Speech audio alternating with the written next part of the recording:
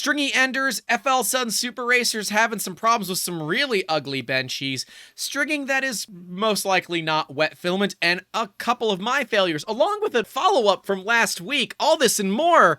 PrintFixFriday, episode 112. Let's get into it.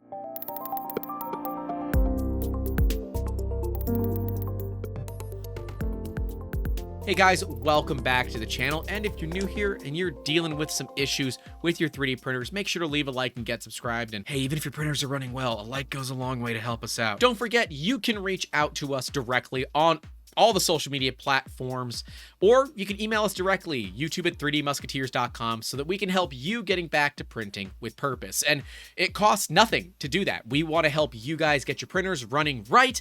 That way you can get to making parts rather than making headaches, because we understand it's very common to have these issues happen. And hey, even I get it wrong from time to time, just like I got it wrong last week. We're going to be following up on that because you guys pointed out pretty much instantly. And when I realized what it was, I felt so stupid for not knowing it. But that's part of what this is all about. Even though I personally had dealt with the exact problem that this individual was dealing with, it did not cross my mind. And that's the value of having episodes like this, 112 weeks deep of doing these every single Friday, so that we can go through and talk about printer problems. So don't forget, submit your fails to us as well. Even find some online, shoot them to me. Makes my research a lot less for these episodes, which helps out a ton. Anyways, like, subscribe, all the things you're supposed to do. Let's jump right into fixing some fails. What's causing this stringiness? We have an Ender 3 here that, we got a bit of a line going to the print. What's causing it? It's your G code. So in the start code for most enders is that purge line that you see, and then there is no retract between the end of the line and the start of your print. And because you're doing a skirt around the print itself, this is really not that big of a deal. If you wanted to, you could go into your G code and add a retract so that after the initial purge line is done, it retracts the filament before the move and then starts the print again.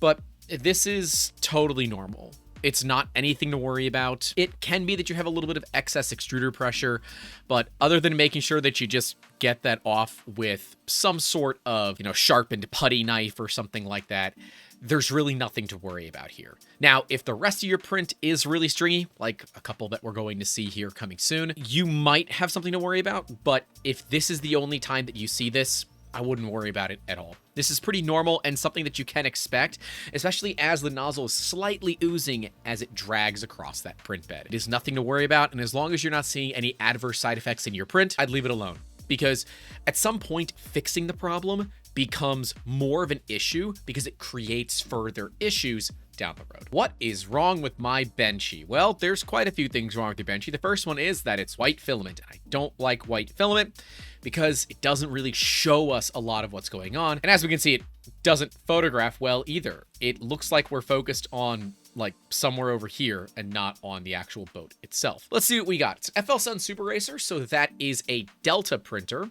0.4mm nozzle, the OMG extruder, whatever, sliced in Cura, 0.2 layers, white PLA from Das Filament, 0.48 line width, 225 on the nozzle, 60 on the bed, 100% flow, speed of 50, which is way too low for 225, but I'm not seeing anything there. Jerk is at 5, retraction is 7mm at 40mm a second. So first off, your temp is way too high. We want to go ahead and reduce that temperature to something that is not 225C. You can run a temp tower if you want, but realistically, most PLA at 50mm a second, 200 to 205 is more than fine for it. I wouldn't be going much higher than that unless you're really going to start pushing speed.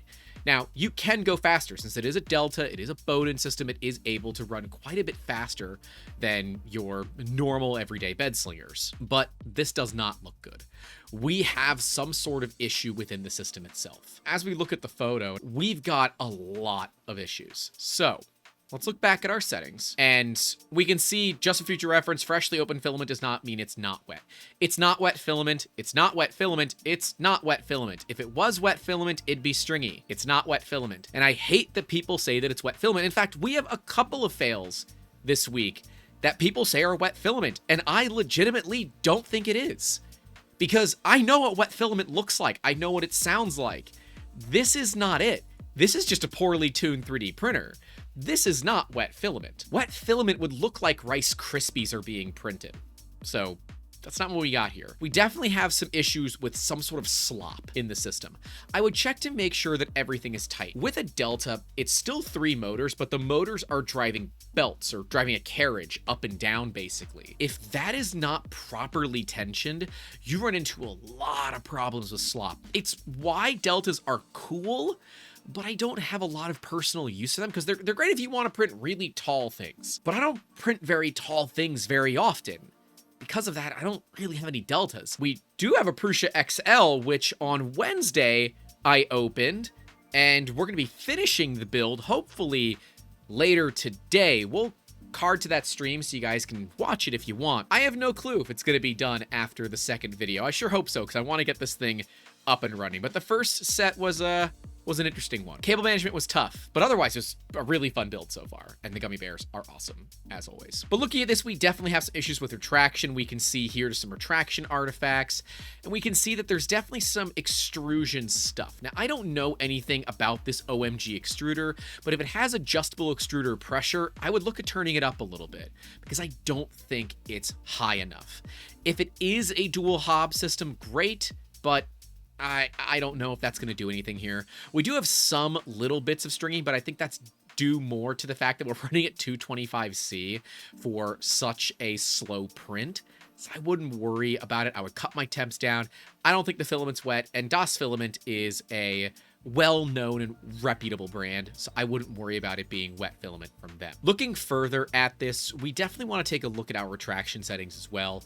7mm at 40mm a second. 7 is okay. It's kind of pushing the limit, for me at least, with the Bowden style printers. 40mm out is fine, but you might want to reduce that coming back into the hot end, maybe 25 or 30 max, because Bowdens will have a tendency to have back pressure issues where it takes it a little bit to start flowing material. And guys, just saying that a lot is wrong doesn't solve anybody's problems. We want to help people. Part of this is that we want to be good to each other. We want to help each other. We want to solve these printer problems. And at least to start, I think that's going to be it. It looks like the smokestack didn't finish. I don't know if it failed to extrude. If it did fail to extrude for some reason, let's definitely look at the extruder pressure and extruder tension here. 0.48mm is a little bit wide on the extrusion width, but it's not too unreasonable here. It's only 20% above factory, if you will. So that's not a big deal either. I don't think it's going to be the filament at this point. I like Das Filament. I've used a couple other spools before. Living in the United States, it's just not something that I can easily get. So it's not something that we normally stock. Otherwise, though, I think it's a slop issue. Let me know what you guys think in those comments below. Absolutely losing my mind over stringing. All my tests look almost identical. More in comments. Let's take a look here. So we've got default settings 195. You guys can kind of read this, right? We've got some stuff going on here. It's not looking great. Let's see what information that we have. It is a old school Lulzbot Mini, so it's 3mm filament. It's older filament. It's in Cura. The settings are all default. 195C, 1.5mm, retraction speed of 20, which is way too slow.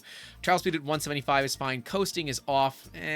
That's okay. When researching the issue, all the settings come up as a possible issues to tweak. If there are any others, they'd like to hear it. And they've tried changing each of the values individually and to test for change. That's great. If you are going through and testing, you want to make sure you're not doing more than one thing at a time, unless you're very certain it's not going to have an adverse effect. They've tried changing all the values at the same time to see if there's anything that does it, and of course some shots in the dark. And they've played with ironing settings at one point. They're completely unrelated to stringing, and it's, you know, more fun than anything else. So we have a lot of comments here saying wet filament, wet filament, wet filament, wet filament, and, well, wet filament. While it's probably not wet filament, and I'm fairly certain it's not wet filament, I wouldn't rule out 100%. What we can definitely see is we are over extruding like crazy. We look here, we can see ridges in between, especially at ones like this. big ridges in between the lines. And let's be real here, you're not printing spikes all the time. This is an unrealistic test for stringing. And while there are people that can easily get perfect prints with this, it's just not realistic on an old machine like a Lulzbot Mini 1 that's not only running a 0.5mm nozzle, because my TAZ6, which we're going to see a fail from later on in the video, the stock nozzle is a 0.5mm, and if you haven't adjusted that, that might be part of the problem. But yeah, honestly, this is all kind of expected. As much as I liked my TAZ6, I liked it a lot back when we bought it brand new. It's not very great as a printer right now. There are a lot of machines that can easily wipe the floor with it, and a Mini 1 is in the same kind of category.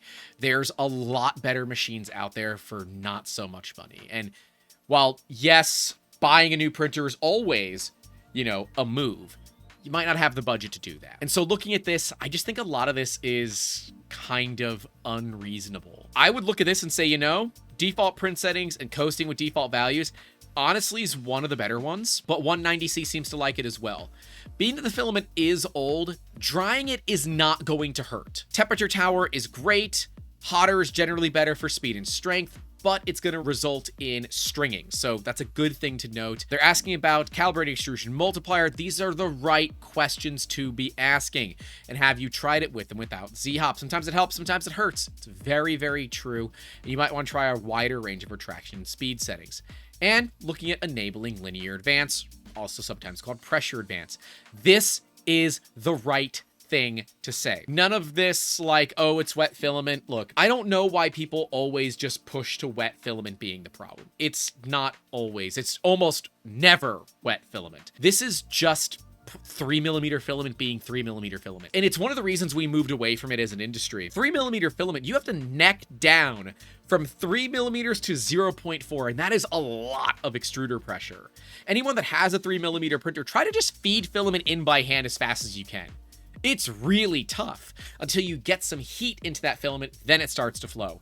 175, you can just push it right through a hot end, and there's very, very little resistance comparatively. Now, I was recently printing with my TAZ6 with 6-year-old filament that has been out in the open air in Florida for that entire amount of time. And other than being really brittle, which is absolutely a precursor of being wet, that was the only issue that we had, other than the machine having other problems, which I care not to get too much into, at least during this fail. Old filament is not necessarily a bad thing, but especially for 3mm, it can get a memory to it when it's been on the spool for so long, and it tends to make it brittle over time. If you have a dryer, heating it up is actually a great way to kind of reset those molecules and get the filament ready to actually be pushed through the extruder or pulled through the extruder more than it break off in the Bowden tube. Now, the machine is not Bowden, but they have a Bowden tube to bring the filament into the extruder. So that's what I mean by Bowden, because that's normally where, for me, my filament breaks. And in fact, the last print that we ran, I didn't look at it for a couple of hours, and I came back to the entire Bowden tube full of broken filament, and the spool was just, it was rough. Anyways, I think the spike test is just an unreasonable test for your retraction, especially for an older printer like a Lulzbot Mini 1. If you're not going to be printing fine detail like this, why work on a printer and get it to a point where this, you know, isn't an immediate issue? I'd love to know what you guys think in those comments below, and Victoria is curious to know too. I don't know if these spike tests are all that reasonable, and I'd love to know your thoughts. I know more modern printers with input shaping and, you know, properly tuned hot ends that are well designed from day one can do much better than this. I just don't know if we're kind of hitting a limit for what this printer can do. Let me know your thoughts. I wanted to update you guys on a fail from last week. This is from Mad Cat USA. We talked about it in last week's PrintFixFriday, which I will card to so you guys can take a look. Mad Cat is one of our Patreon supporters, and if you do want to come hang out with us in our private Discord, you can do so by joining at the $10 tier and higher through any of the means in those links down below. And coming soon to printables and things. I just have to get around to doing it. We've been a little busy. But I didn't know what was going on here, and it didn't take you guys all that much time to call me out and say it's time lapse. He's running a time lapse, and this is very much a time lapse thing. And yep, it's exactly what it was. And it's funny because I should have recognized that, because I had issues like this when I was trying to get time lapses set up on the Prusa Mark III behind me. And yep, completely skipped my mind. This is what I like about PrintFixFriday, because it not only allows me to ask questions to you guys, but it allows me the opportunity to be wrong, learn, and then be remembered that I'm an idiot and should have thought about it in the first place. Turned off time lapses and his parts are looking just fine. His Bugbu is running well. But this is about having the right amount of retraction and time, because when you do a time-lapse, printer has to move out of the way, a picture is taken, then it comes back. If you're using a regular like webcam, this happens pretty much instantly. But if you're using a camera like what we were using, your printer sits for about 3 seconds every single layer, and that can result in some of the issues that we see here. So thank you to all of you that accurately called out that it was retraction settings. Thanks, because I totally missed it. And it's kind of fun to be wrong every now and then. Next up, a fail of my own. I've been building some parts recently, and this piece is for our filming. When we go out and film on location, we often bring a monopod, and this is a 3-pod carbon fiber monopod that I got secondhand off of another content creator. But see, I'm 6'1", and Amber, our camera lady and better 3/4, is about 5'2", and that means that if she wants to have the monopod up at the right height, she's looking up like this into the camera screen. So I wanted to build something that would enable a field monitor to be down closer to where Amber wants to be. That way she's not hurting her neck or hurting her eyes or anything like that, and it's a much bigger screen that is much brighter than the stock camera screen. But there was no way to attach stuff to this monopod. If it was a regular aluminum system, this is so much easier to handle.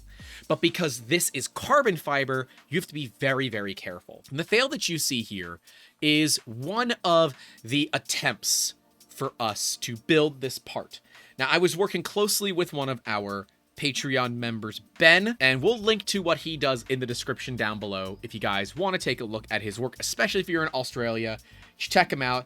He is down under and is actually quite smart. He not only helped me design this part and kind of give me some pointers, he actually helped me with this idea of how to grip the carbon fiber without having issues.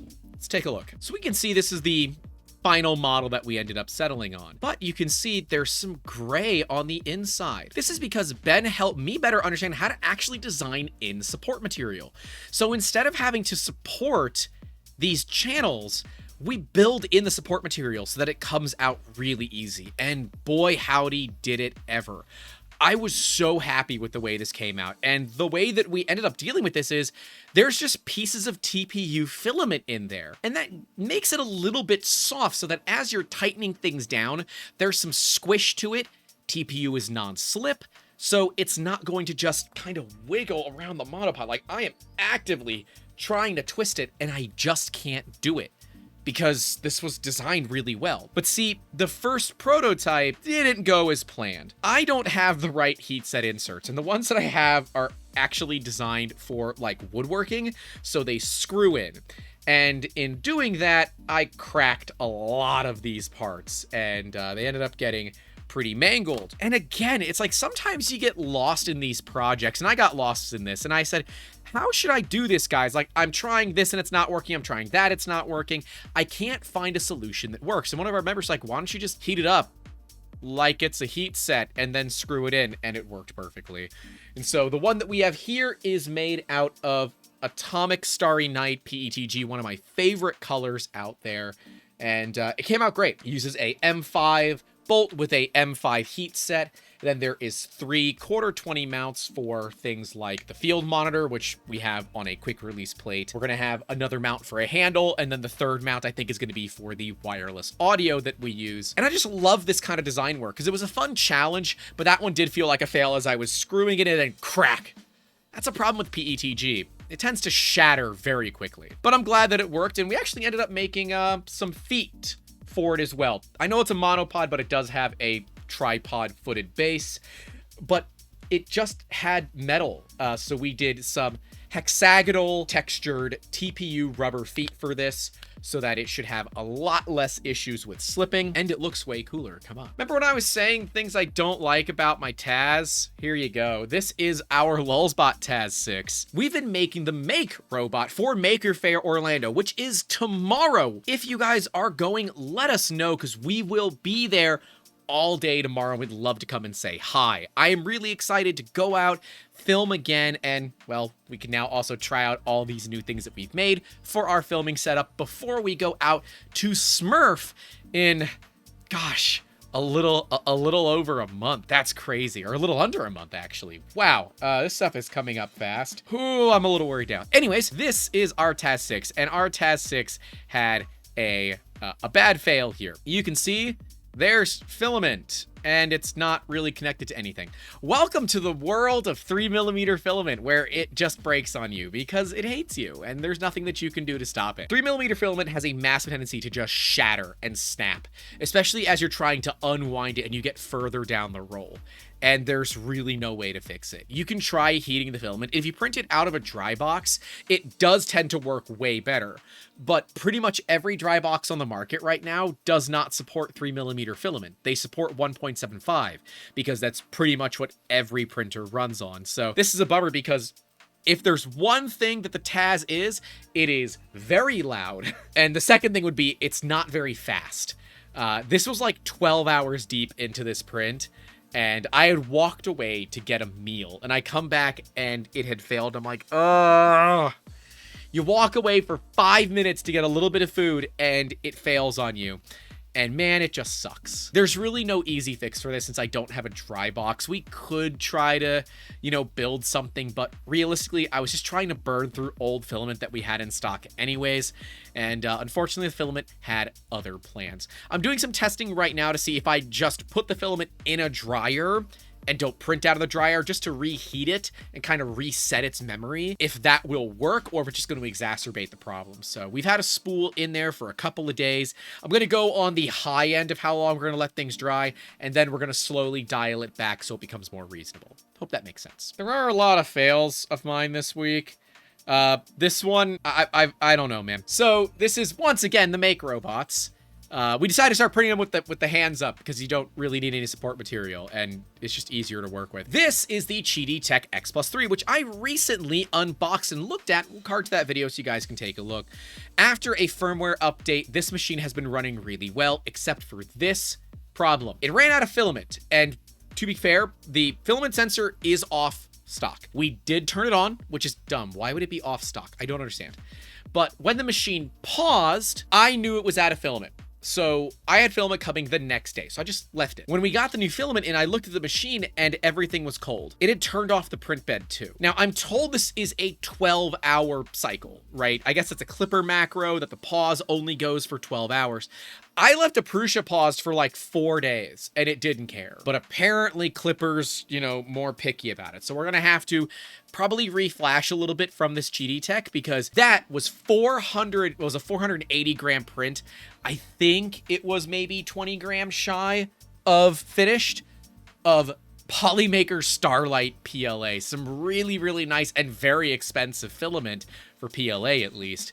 That I don't think they're going to be able to use it. I haven't actually asked yet, but I guess I got to ask somehow. I'll bring them, and if they can use them, great. If not, then we're going to recycle them because there's really not much else that we can do. I am curious to know because it was a brand new spool, and both prints are 480 grams, which should bring us to 960 grams. We should be 40 grams under having issues with running out of filament, but that was not the case here. So, I don't know. I got another spool of Starlight running, and I'm going to set it so it should run out of filament when I am out on the set.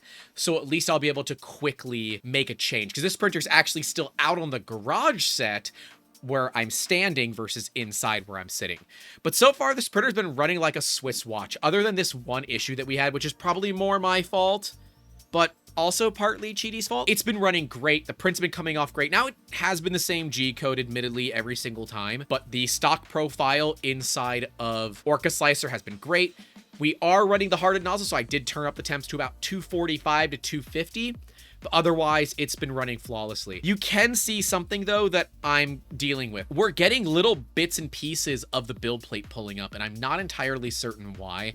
Obviously, it's because it's, you know, the adhesion of the part is stronger than the adhesion of the PEI to the flex plate, but I don't think that should happen. So we will probably be looking to replace the bed at some point with something else.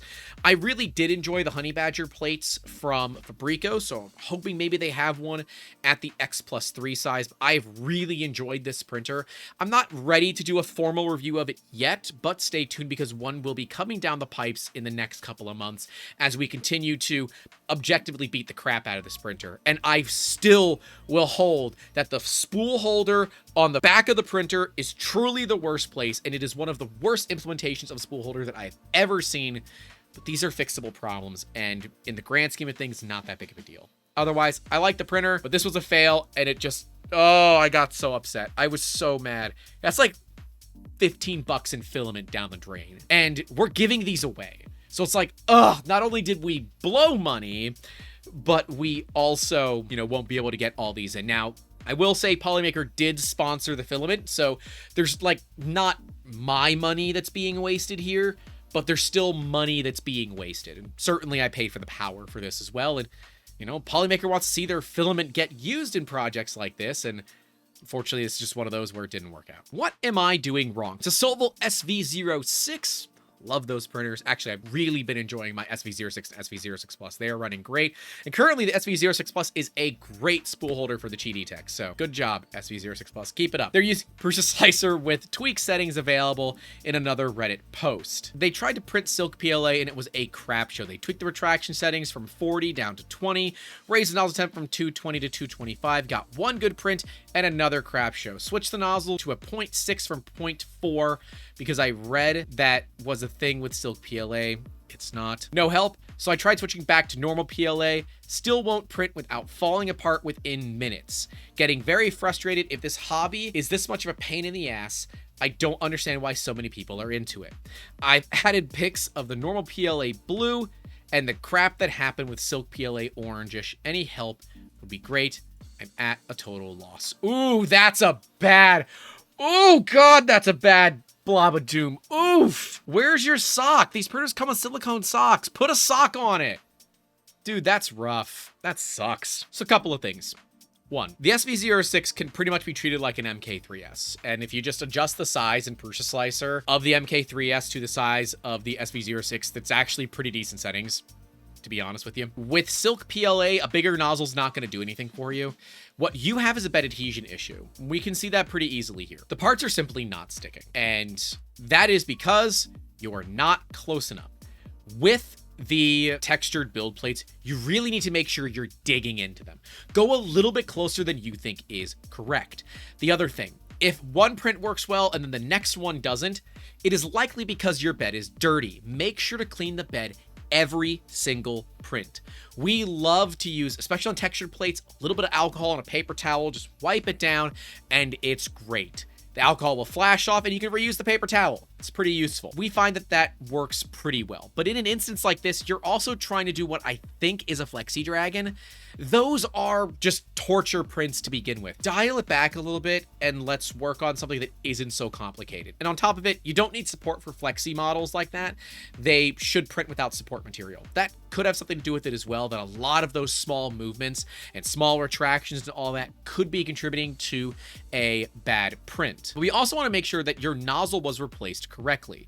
You have to make sure that it's done when the printer is hot and that the nozzle is touching the heat break and not just touching the heat block itself. So something to note there. As for if this hobby is this much of a pain in the ass, it absolutely can be, and it's why it's a hobby.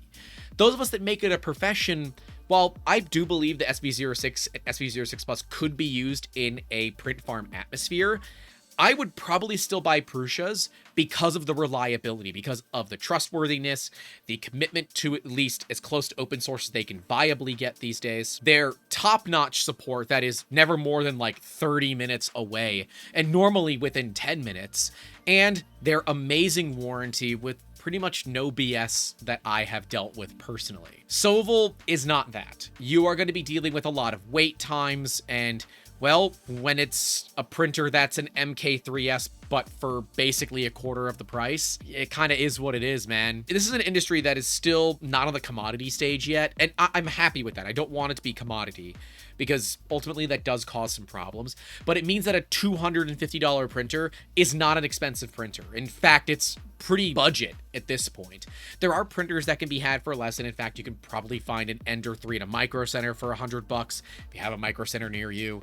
I don't, and I'm mad about that. Either way, this is about build plate adhesion, and let's not use special fancy Prusa Slicer settings. Let's use the MK3S settings. Let's just change the build plate size to be the size of the Sovol SV06 and then try the print. I would bet dollars to donuts it would work perfectly fine for you, because that's what I do and it works perfectly fine for me. I have the same printer and I run it all the dang time. It produces beautiful parts with very little problems, and it's why we like them. Otherwise, yeah, I don't blame you. It can be very frustrating. So yeah, I hope that helps. I understand this can be frustrating, and I promise you it gets easier. Once you get used to diagnosing and fixing the problems, they become much simpler to solve.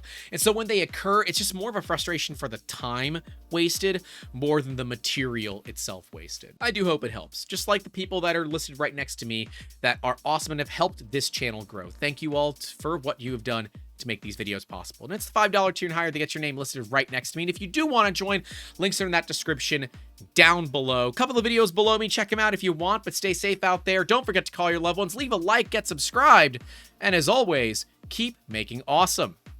Have a good one. Let me know what you guys think, because cat on the keyboard. Ma'am, I need to finish recording here, and I could really... There you go.